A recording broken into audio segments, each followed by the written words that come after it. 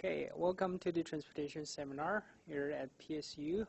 This week we have another one of our own student presenting yet another cool topic, skating as transportation. So by Tessa Walker.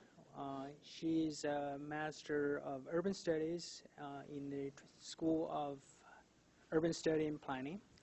She told me that she just defended her dissertation, so, well, congratulations. Okay.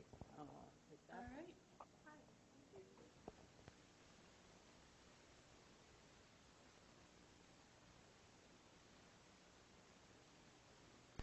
And I'm going to be giving you some background on how I got interested in this, and then a quick overview of the existing literature, a bit about some research design decisions I made, data analysis, and then findings, which will be most of what I talk about. So the original question I had that got me into this is I was working on the family activity study, actually, and doing a lot of bicycling in Portland, dropping off GPS units, and realized there were a lot of skateboarders using the neighborhood greenways, and they looked like they were going somewhere. And I was curious, so I'm a nerd. I looked up the transportation literature and said, hey, what do they say about it? And they said nothing. There wasn't anything. So I started looking a bit deeper, and there is, I found some literature in the urban studies publications, but really in terms of transportation, there isn't anything. So that's what drove me to get interested in this in the first place. So in terms of what literature does exist at this point, urban studies tends to take a very sort of how do people use space and right to the city look at things. So they look a lot at contested urban space, especially plazas and public spaces that are designed for multiple overlapping users. They also look at the siting of skate parks. Anthropology and ethnography has the most about skateboarders as a population. They tend to look at a couple of things. One is skateboarding as a sort of subculture or an alternative culture, especially in terms of gender, masculinity, and coming of age in alternative cultures, and also sort of collective, non-competitive sports. They also look at skaters and the sites that skaters choose to use, especially when skaters choose to move from those public spaces that urban studies folks look at to less used spaces, sort of a voluntary annexation.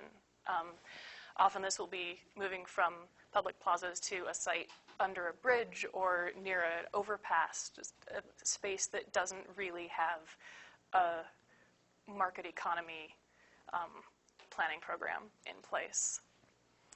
And then governance and policy, some of this is in the urban studies literature, some of it is in the politics literature, but those folks tend to use skaters as sort of a case example or a case study of exclusion or how uses of space gets politicized. There's very little in terms of looking at skaters themselves as a group that are using space. They're typically used as an example of larger government and policy, sort of big ideas that are sweeping through. So skaters are very much a piece on the chessboard in terms of the governance and policy literature that is here now, but they're not necessarily framed as people who have a lot of power over the decisions that are getting made about them. So that's what there is. Again, not really that much in terms of transportation. The ethnography and anthropology work is useful to some extent, or was useful to me to some extent, in terms of looking at the population of skaters and the life stages that people are in when they're skating, and a little bit in terms of demographics. The only really good demographics data sets that I could find were actually in epidemiology and ER reports. So collections of who comes into the ER with what types of injuries and how they got those injuries. So, and that's one very specific place where skateboarding is intersecting with one very specific and well-documented system. So we have data for that, but skating exists in a much larger realm than that. So in terms of designing this research, I wanted to do a couple of things. This was mixed methods. I asked a lot of quantitative questions, and I tried to benchmark those against non-motorized modes that we already have some knowledge of. So I tended to pick research questions, especially from the bicycle transportation literature, as a way to sort of measure and see how are these the same, how are these different, can we use metrics that we already have to evaluate skating as transportation. And then this is new as something to look at academically. There isn't much to go on. And I decided there's a big literature of both videography and published works that the skateboarding community has built up itself over the last 30, 40 years.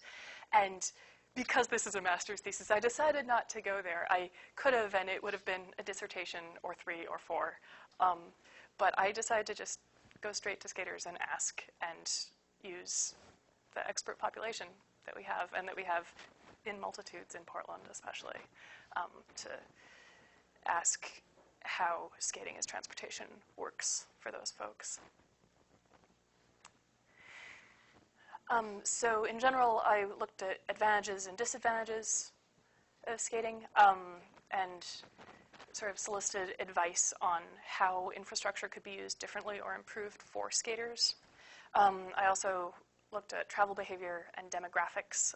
I got some travel journal data, which you won't see the results of here. If someone feels like doing some travel journal modeling for me, let me know.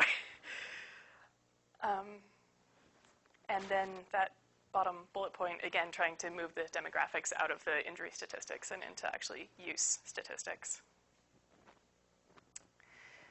And a bit more of what I'll be going through here and some more of what I looked at. So for recruitment, I approached this basically as a 2-step process. I contacted key informants either in the shape of folks who are very central to the skating scene who I could find, or publications, websites, highly trafficked Facebook pages, blogs, spots that then could be the central point for snowball sampling where they sent out links. The study was hosted on a WordPress website, which you'll get the link at the end. It's still live, and I'll be putting all of my references from this presentation and some other bibliography type stuff up there if that's interesting to anybody. But everyone was sent to that website. I aimed to find 1 or 2 contacts in each city in the study area, each big city. So that's why you'll see not many nonprofits are up here, not much retail is up here, a lot of sort of interest group stuff is up here, and that's just the most central group I could find in each city, and then I would move on to another. The geographic area for this was the US and Canada, because the terrain, the climate, some of the policies tend to be reasonably similar.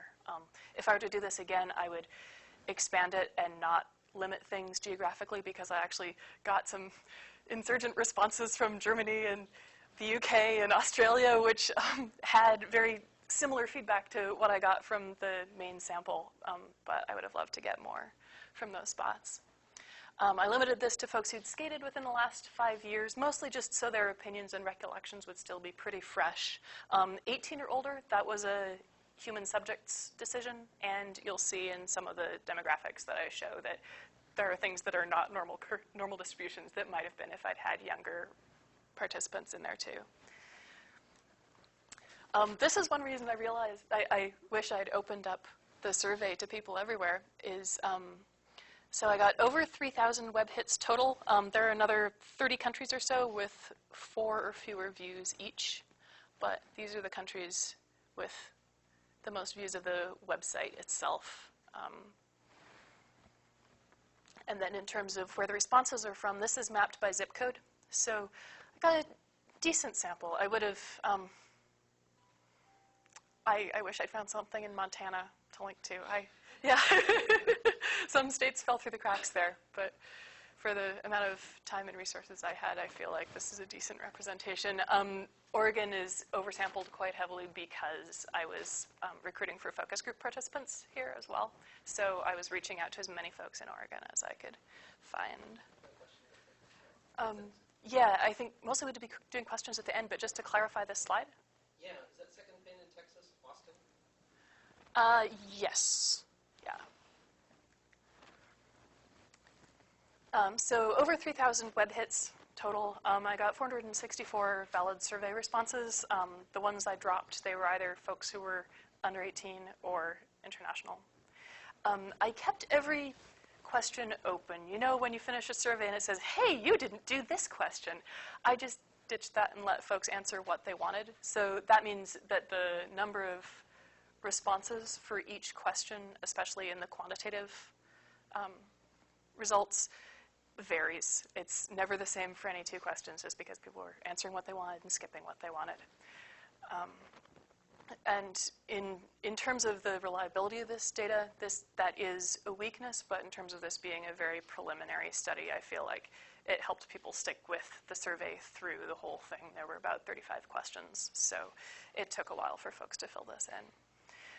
I was hoping to have about 17 people in the focus groups. Of those, I got confirmations from 9, and then one focus group, a whole bunch of people brought their friends. So we ended up with 13 people in 3 focus groups, and those were held in February here in Portland. 2 of them in coffee shops, one of them here at PSU. That was mostly PSU students. The ages of folks in focus groups was 18 to, I think it was 34. And the rest of the demographics were consistent with what I got in the survey. I analyzed this mostly just with descriptive statistics for the closed-end responses. I'm keeping this really simple just since it is pretty preliminary. And then emergent themes, grounded theory and emergent themes for the qualitative work.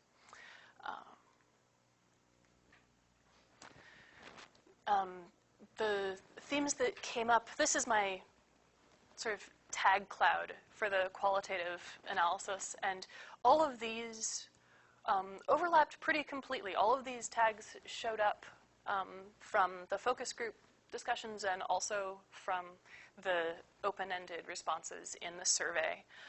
So I ended up analyzing these all together, focus groups and surveys. And then a few other ones came up in the focus groups just because by nature those conversations drift a bit more. So things like regulating ninjas, enforcement versus freedom, that's my favorite code from all the coding I did, but that's something that we talked about a lot more in the focus groups than we did, than there was space for in the survey, just in terms of how much freedom folks are willing to trade off for consistent regulation and the ability to actually skate and be protected by laws while you're skating.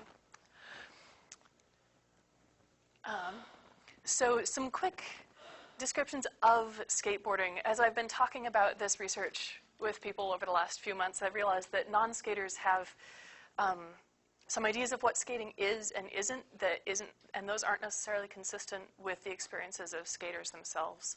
So based on what I heard from skaters, typical, and again, this has a huge range, but typical speed is 8 to 20 miles per hour. Part of that is dependent on how big your wheels are, how hard your wheels are, and what type of board you're riding. Typical skateboards are about like yay, they curve up at both ends. Longboards are longer, and I should have brought demos. Yeah, don't necessarily curve up at the ends, are more comfortable for longer trips and tend to be used for longer trips. A 3-day, 100-mile event just ended a couple days ago that's been really amazing to watch. But the speed and also the range are pretty dependent on what type of skateboard you're choosing to ride. This range is for the sort of, oh, hello, hi. This range is for the sort of trick skateboards, the ones you think of when you think of skateboard, and it does increase for longboards slightly, up to maybe 6 miles one way for a comfortable trip for some folks. So if you think of the streetscape as a pedestrian, think of the things that are barriers and the things that are easy. Curbs are not barriers. In general, you can step up onto a curb and just keep going. Rough paving is not necessarily a barrier. You can walk right over it. Looking at the streetscape as a skater, it's slightly different. Rough paving is a big barrier. Anything from a 3/4 of an inch rise or so can be enough to cause an accident. So rough, like loose gravel or rough paving, is much more of a concern for skaters than it is for pedestrians and often for bikes too. But skaters can navigate curbs in a way that other wheeled, non-motorized transportation modes can't. So you sort of have to realign what the concerns are and what the advantages are when you're thinking about skateboarding as a mode. This is one fellow who was pointing out that the types of tricks that he'd practiced when he was doing a lot of stunt skating, like practicing at skate parks, then became tools for transportation when he started skating to get around, just because he could get over a curb easily and go on. That was like tricks that he had practiced hundreds and hundreds of times, and it's something he's comfortable doing. I didn't have time to load my videos, so I talked about a couple different types of skateboards. We'll leave it there for now, and do please yell if I start talking about something that you can't visualize. So mode characteristics, again, compared to bikes, this is mostly based on the narrative feedback. Skateboards, folks agreed skateboards were more fun, way more convenient. They did take more energy. A lot of people mentioned being sweaty when they got places. And slower. The less boring compared to walking could also equate to faster. People didn't really articulate that, but it's sort of implied. But less boring weighed much more heavily in terms of the responses I got back than speed did in terms of the advantages compared to walking. So getting into demographics, skating is still largely, at least according to this sample, it's young white men. I was actually surprised. I was expecting a bit more diversity in terms of gender, in terms of race. I got a lot more diversity than I was expecting in terms of age. The start age for skaters for this study, typically over 70% of skaters start between the ages of 5 and 14. But the people who responded to this study, there were folks who were still skating every day actively who were above 35, some who were in their 50s who responded. So that surprised me, but it was a good surprise.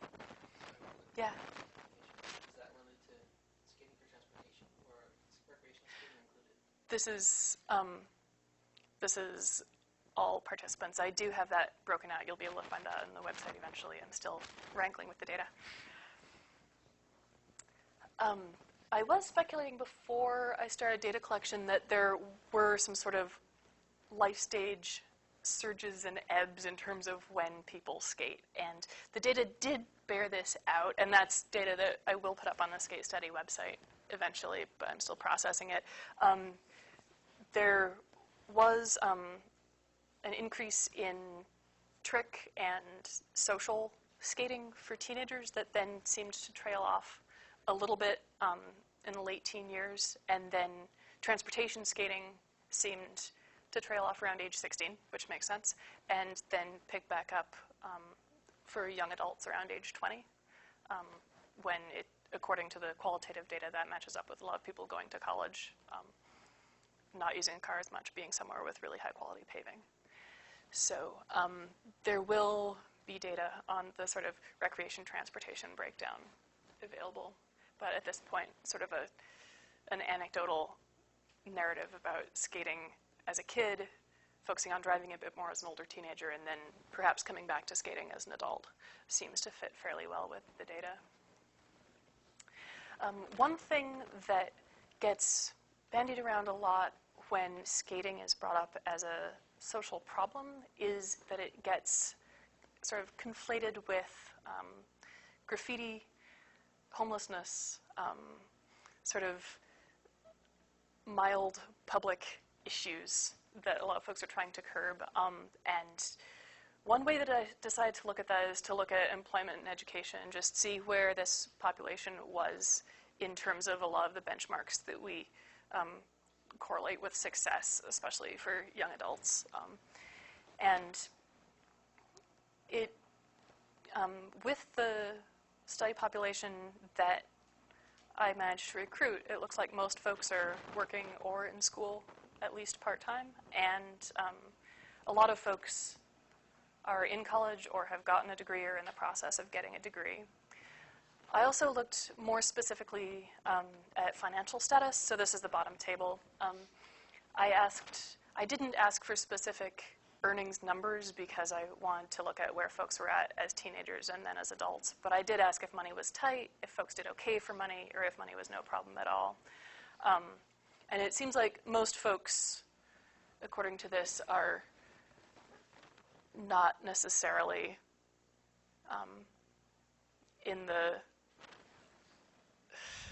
most folks here seem to be sort of fitting into the story of reasonably successful middle-class experiences.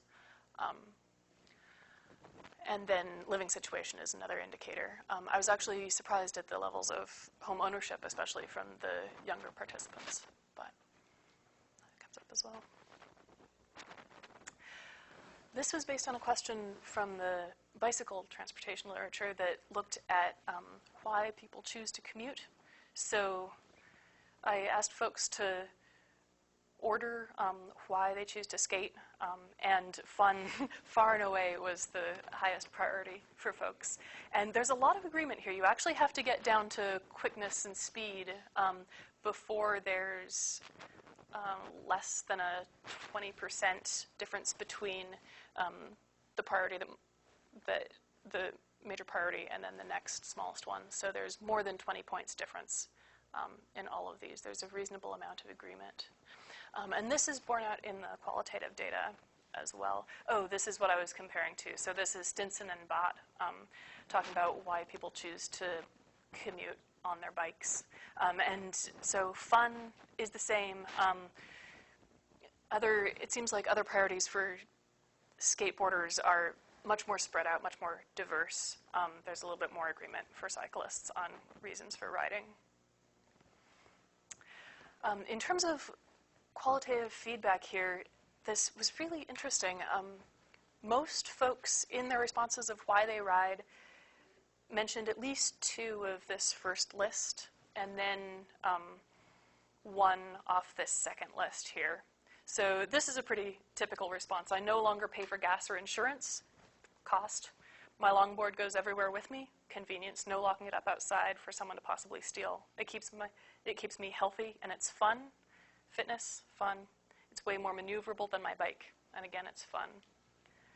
So that person has hit fun, fitness, utility or convenience, and cost. And I picked that one because it was very coherent, but I didn't necessarily cherry pick in terms of content. I got a lot of feedback like that.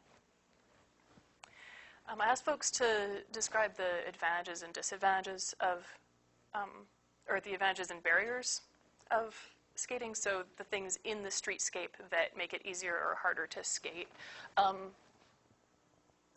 That typeface is really small, isn't it? I apologize. So we've got smooth streets, mild downhills, smooth sidewalks, steep downhills, bike lanes, and curb ramps, all with 60% or more agreement that these are advantages, that these are things that skaters look for in the urban environment and places that they're looking to travel. And then barriers, again, over a 60% agreement on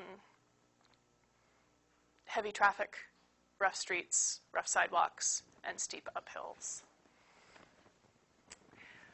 The main things that skateboarders are vulnerable to, this is based more on the qualitative responses. Poor surface was far and away the most significant one. I would say out of 464 survey responses, I tagged at least 400 code excerpts on poor pavement quality as a risk for skaters.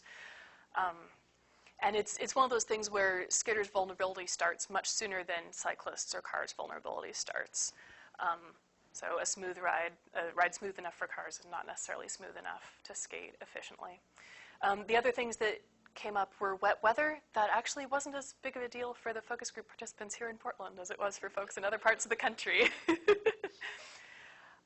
But that's mainly because skateboards are part metal, they rust, you don't really want to be using them in the rain, and it changes a lot of the surfaces, things like thermoplastic markings and especially truncated domes, the ADA access on curbs, both become very slippery in the wet.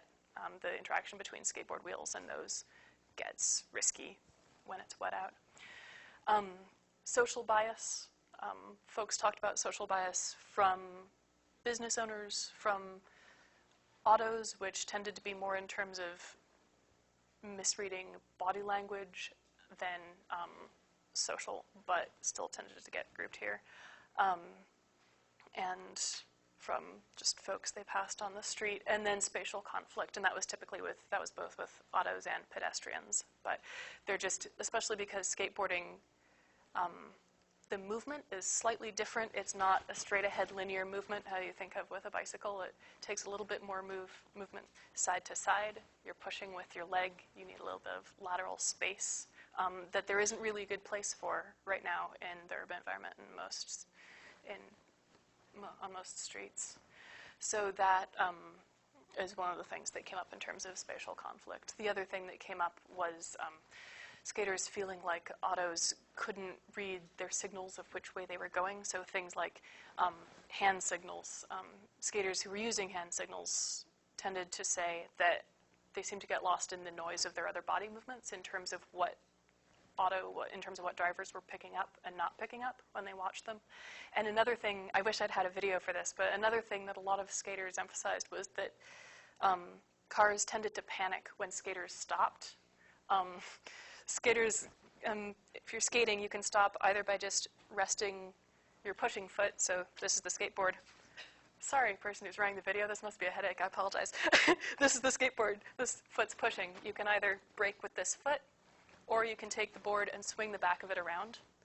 And if you're doing that, it looks like an uncontrolled bail. That's to quote one of the people who responded. And cars tend to freak out. So spatial conflict is partly space. It's partly reading body language. Mode use. Oh, I like this one better visually. So almost 50% of folks reported skating most days, and over 75% were skating at least weekly. About 75% were using cars at least weekly. The one thing that did jump out to me here was actually that 15% reported using car share or bike share programs. So in terms of future research, that might be an interesting overlap to look at, since it could otherwise fall through the cracks of what you define as multimodal. And then multimodal use came up a lot, and skateboards, it turns out, are great to take on buses, to take on the subway, to put in the back of your truck and just have there for when you need to make a quick little trip. I love these quotes. The middle one, for me, skateboarding is awesome because it tightens transit. It's preferable to a bike because I can bring it onto the bus and just kind of become a pedestrian. So those transitions on and off buses, into subways where you can't take bicycles with you, bringing a skateboard in to work with you and not having to lock it up. A lot of this is about convenience. A lot of this is about quick, easy connections in multimodal use. There were 3 different types of use that these generally broke into. One is, oh, I apologize. There's the same quote twice. I meant to replace that. So transit-integrated skaters, folks who are using skating to fix the last mile problem. A lot of folks actually also mentioned using their skateboards to be able to make connections between buses that they wouldn't have been able to make otherwise in terms of time. So it may be worth including skateboarding as a mode to look at when looking at multi-bus trips and catching your buses. Urban core destination skaters are folks who drive to the edge of the cheap parking, park there, and then get around in the urban core on a skateboard and then reverse that trip home. And recreation destination skaters, there are a lot of places that make really great skating, especially skate parks that are either far away from residential areas or that aren't accessible by skateboard. Several people said that skate parks were relatively close to them, but they drove there because it wasn't safe to skate there. So Skaters talked about route choice, and again, a fairly clear breakdown emerged. Low traffic streets were a major preference. Slight grade change, so like grade change over long distance was fine, but slight to moderate grade change was as much as folks could generally tolerate. And again, smooth surfaces. This came up a lot as a priority. And it came up as a greater priority than observing regulatory standards that were in place. It's folks are putting their safety before abiding by the law sometimes, which if it were me, I'd do that, but that's worth noting. And also it's worth thinking about that in terms of when you think about where people should be skating in a given city, one of the first things you have to look at is the paving schedules and which parts of the street get repaved and kept in good quality condition and how often those things get done. So in a place where the sidewalks are in good condition but the streets are in poor condition, it's worth allowing skating on the sidewalks if you're interested in reducing injuries. And the reverse, if the streets tend to be in better condition, then that's where you're going to find skaters. Safety broke down into perceptions by folks who didn't skate and experiences by people who do skate. Folks who don't skate, according to the information that I got, tend to view it as very dangerous and very unpredictable. According to folks who do skate, typically folks reported that by the time they're skating for transportation, they've been skating for several years already, and they're essentially experts. They have hundreds of hours on their board, and they are in control of what they're doing. This means they have a lot of practice at falling. If you ever watch skaters practice tricks in a skate park or outside of school after school's let out, their boards go flying a lot, and generally the skater ends up on their feet. So there's a lot of practice at falling safely. Falling off, losing contact between the skateboard and the skater tends to be safer than falling off a bike, just because you're not as locked into the device. You can step off and you're there.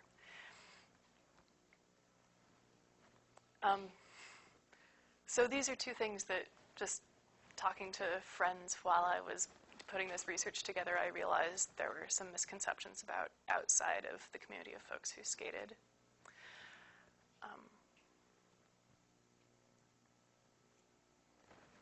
The second one comes back to what I was saying about cars and body language. We need to teach drivers to read body language on pedestrians, bikers, boards, rollerblades, all of it.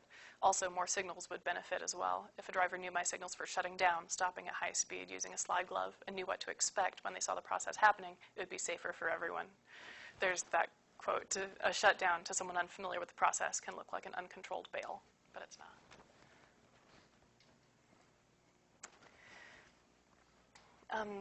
So what we do have in terms of epidemiological information suggests that the folks who are coming into the ER in general are less experienced skaters, either in terms of age, according to Hunter, or Smith. It's a Canadian study. It's a little bit old. It's about 10 years old, but I think the data is still good. And that really surprised me. And then the self-reported use of safety equipment is, this is actually a question that was requested by the skateboarding community as I was putting the survey together. But it seems to really correlate to both the type of skating that folks are doing. So the person who mentioned shutting down using a slide glove, that's something that a lot of longboarders use. It's where you're skating and your back foot comes out and you rest your hand down, and ultimately you have sort of a tripod. You have a very stable structure. Oh, Corey, could you hold that up? Thank you. So some of this varies by type of skateboard ridden as well. We talked a lot about policy and enforcement, and that conversation really varied, but a few things emerged. I love this quote of, do you want criminals or commuters? In terms of choosing to regulate skating as a type of travel and then enforce it consistently. A lot of the folks that I talked to and heard from were in favor of regulation in exchange for the right to skate legally on the street as a form of transportation. And one thing that came hand in hand with this everywhere was consistent enforcement. Portland has fairly clear skating regulations. They're similar to the bike regulations. Downtown, you need to be on the streets, not on the sidewalks. I heard several anecdotes of skateboarders in Portland who'd been stopped by cops downtown and told, no, you have to be on the sidewalk, you're not a car. So there's, and I heard that type of information from folks all over the US and Canada. So in terms of policy, there are several steps of making decisions of what type of policy to set, which is partly based on the quality of the paving in your city, then looking at enforcement in terms of consistency, and looking at education.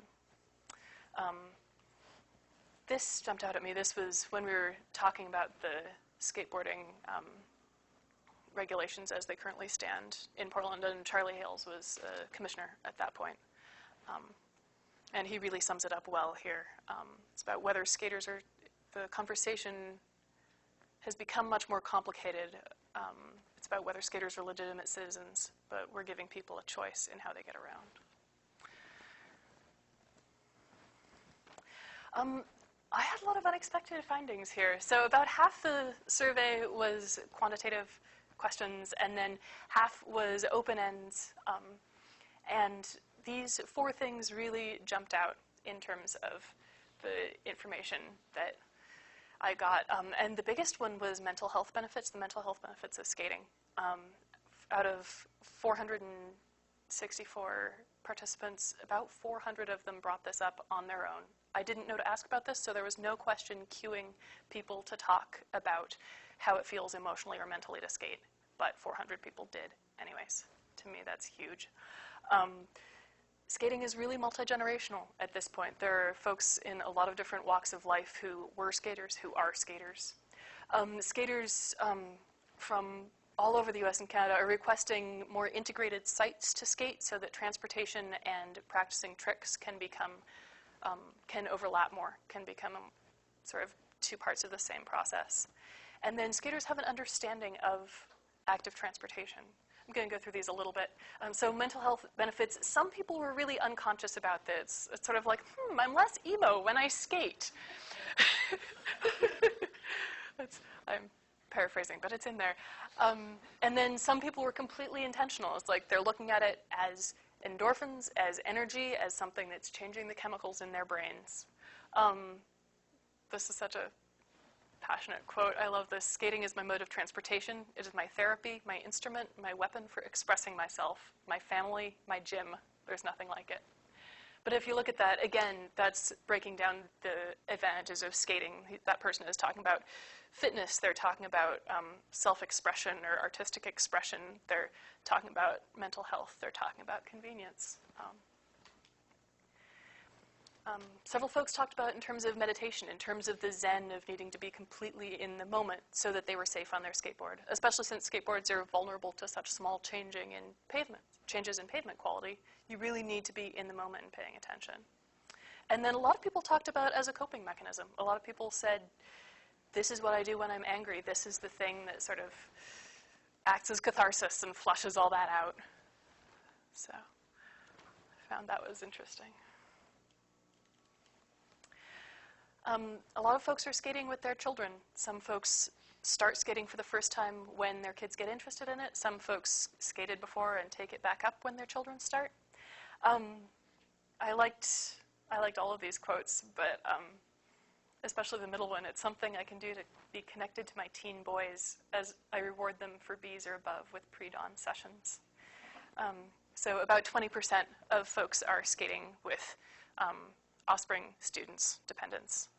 And then another 31% skating with their parents or with siblings.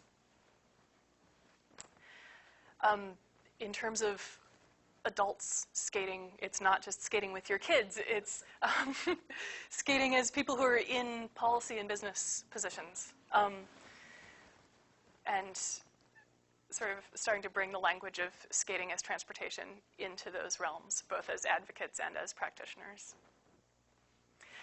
Integrated skate sites. So this, when we think about skate parks, we tend, at least in Portland, and a lot of other places too, to think about this, to think about a large skate park that's pretty fully built up, that isn't necessarily close to many other official skate sites, and then another large skate park a ways away.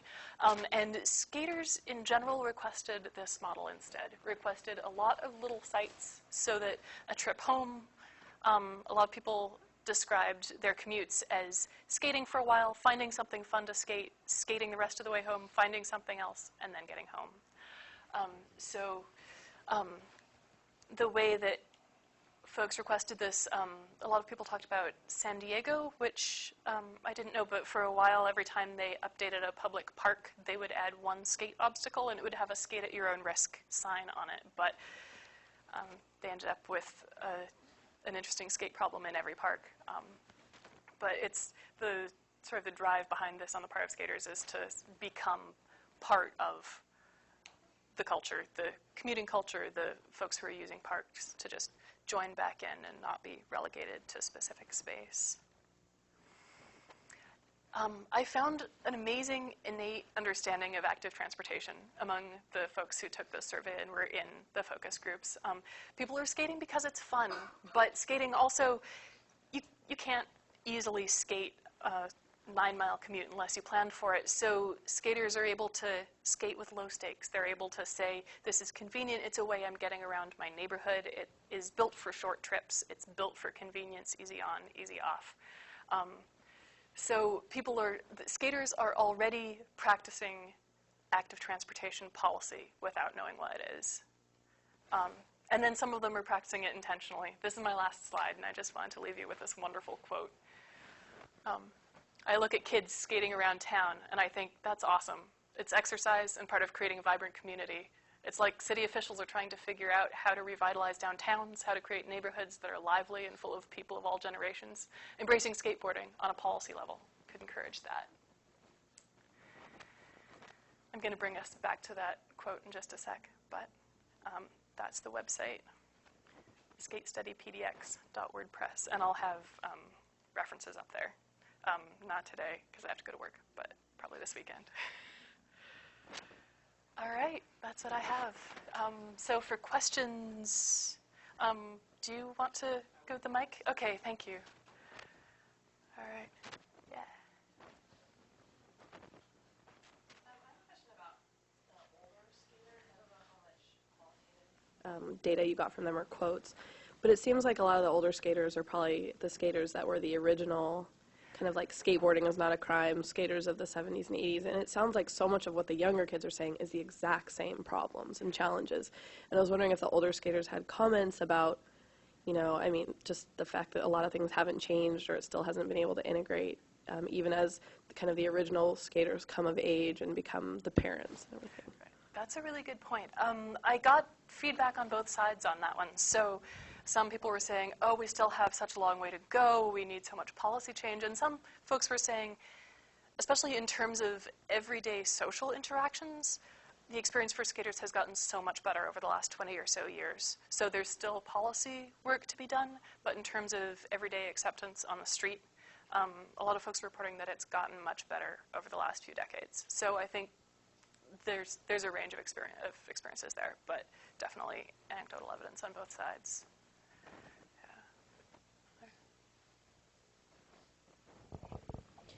As far as the use of safety equipment, you said that the skating community actually asked for that question. Could you speak a little bit more to that, and if there is a trend towards within the skate community towards using more safety equipment or not?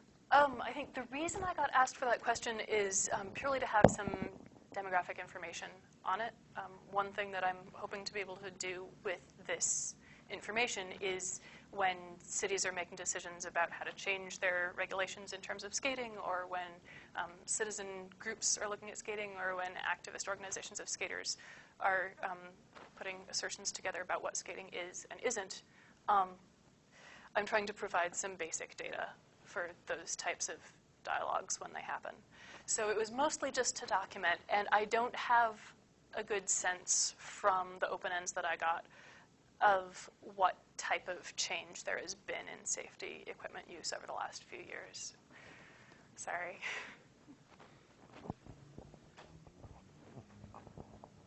Oh, up here. Hi. Sorry for cutting you off earlier. No, that's fine. Cool. The City Transportation Bureau is getting ready to do their bike counts this month, and I'm wondering if you have considered that as a source of data collection for skateboarding. Even if the city doesn't ask data collectors to do it formally, they'll accept it informally if data collectors are collecting it of their own volition. That's a really good idea. Thank you. Yeah, the last time I looked at those forms, the other category did list, I think it was joggers with strollers, skateboarders, tall bikes, various things. So it may be in there in some invisible form already from previous years, but I didn't know that you could submit that specifically. That's a really good thing to know.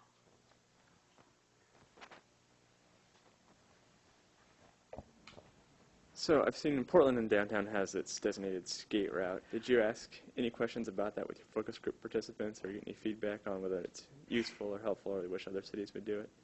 That came up with focus group participants, mostly in the shape of, there are signs there, why? My reading of it, and this is purely my own interpretation, I don't have specific historical information to back this up, but the way that what I think may have gone on is that may have been an earlier effort to create skatable spaces within the city, and the signs are still there, but the policies have changed a bit. Now skateboarders can travel as bikers do pretty much everywhere, and the signs are still there, but their sort of site specificness seems to have expired a bit, at least in terms of how skaters are viewing them and using them. It didn't seem like those specific streets were used particularly heavily by skaters. And that actually brings up another important point. I want to tangent for a minute. I asked a lot of folks about route choice and about why they choose the routes they do and if they have specific routes they use every day. And a lot of folks said that within those criteria that they do need of smooth streets, not too much of a grade change, and not super heavy traffic, folks really like to be able to skate a new route as often as they can, especially folks who integrate tricks with skating for transportation, just because it's always exploration. Skaters are flaneurs in a way. The appreciation of the city as a series of microenvironments is very, very high and constantly present. So yeah, in terms of limiting things to specific routes, I feel like there are a couple of reasons why there may not be a complete integration of understanding between those signs and the current skating community. Keep in mind that those were focus groups. So the intergroup sort of consistency was pretty high. I got good data as focus groups go, but it was 3 groups. It was 13 people. So. Just kind of ask an online question. Do you have a sense from either a survey or maybe a focus group in Portland, what's the share of people that use skateboard as transportation versus those as a recreation? I would love to have that. I am working on a recreation transportation breakdown. I do have data that reflects that. It's not ready yet. I had some data collection issues with it. So check the skatestudy.wordpress.com give me a couple weeks. But there will be something there about recreation transportation breakdown. I just was wondering if you got any feedback, either on surveys or in the focus group, about skaters skating on the street instead of the sidewalk due to like concerns for personal safety of other people, as opposed to like themselves mainly. Because like when I skate, like going down to like downtown area, I go in the street because cars are kind of more predictable than people, and I'd rather like hit a car than like run into somebody and hurt them and myself. Yeah, there was definitely, do you want to pass the mic that way actually? I think the next questions.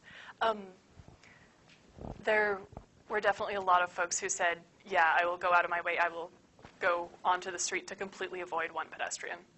And there was one fellow who'd attached a loose rail to his skateboard so that it would rattle and pedestrians would be able to hear him. He'd specifically modified his skateboard for auditory warning.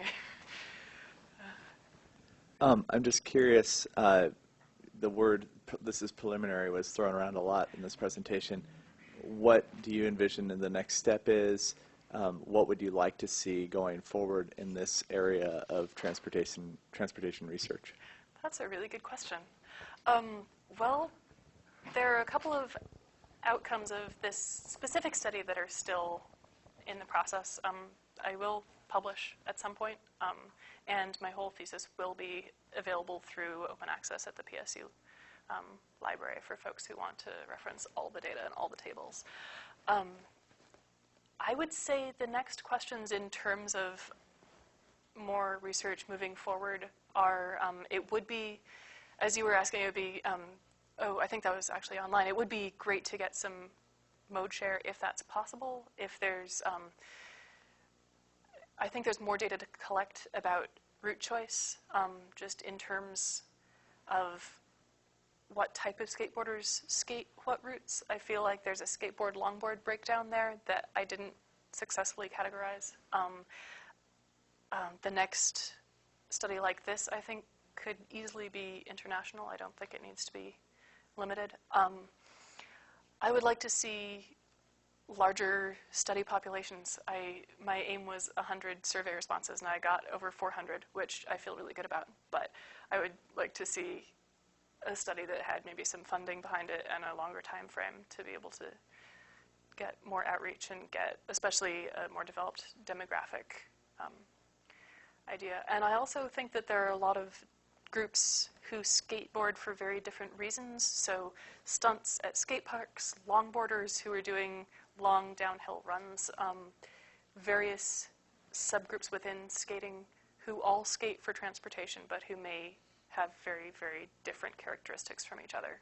I think that would be useful to explore. And I think the similarities and differences between bikes and skateboards are worth researching more as well, since bikes can be used in many ways, I think, as an indicator for what makes good skateboarding and safe skateboarding. And there are a lot of similarities in terms of how vulnerable you are and what you're vulnerable to in terms of weather and traffic.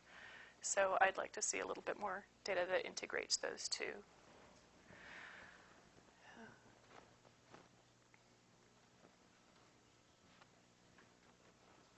That's actually the question I was going to ask, so it's kind of an awesome segue.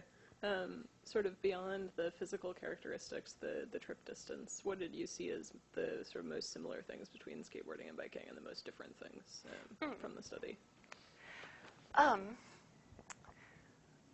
feel like, so vulnerability just in general because our bodies are out there and not protected in any way. It's sort of the general vulnerabilities that active transportation experiences as a whole.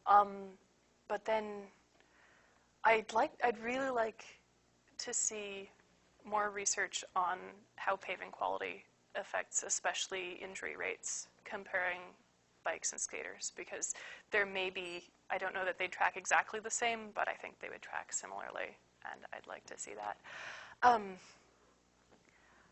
I think we could push some of the questions that often get asked about biking and integration with multimodal transportation further in terms of skating. I think that where you can bring your bicycle on the bus if there's a bike rack, where you can bring your bicycle on the subway if you can get it down to the platform that's below grade, a lot of those ifs are taken away when you're dealing with a skateboard. So I think there could be some differing findings in terms of how skating integrates with buses and trains than we get for bikes. I'd also love to see, skateboarding is still cool, and especially teenagers who skate. I'd love to see some work on who skates to school, especially a sort of safe routes to school style look at folks who use their skateboard. There is one study that found lower BMI, body mass index rates in boys who skateboarded to school. It was a study of fourth graders in California. And I feel like that's a small indicator in the direction of more active transportation research. There, I drifted a bit, sorry.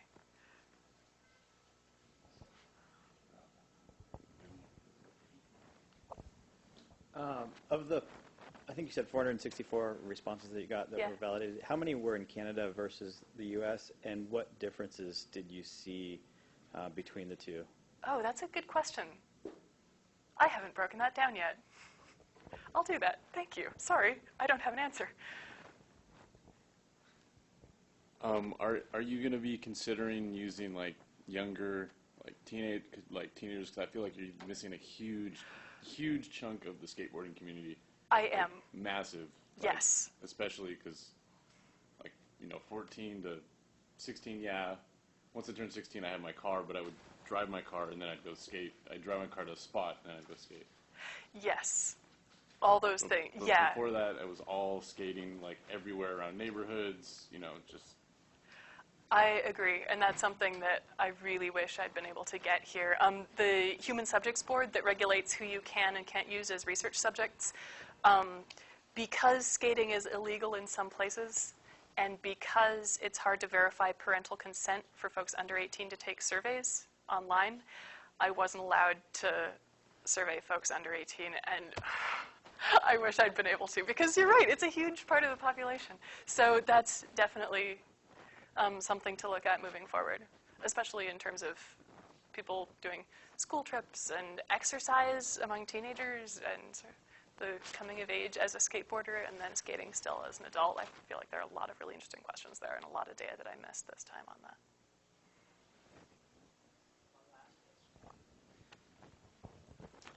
I'm wondering if you tracked any of the differences between urban versus suburban skaters, because it seems like even though maybe we think that most skateboarders are in urban areas, but I think that there might be a lot of benefits for learning how to skate in a suburb or in a newer development where the roads are in better condition. And did you look at anything like that, or the difference between people who are skating in smaller towns or suburban areas versus urban?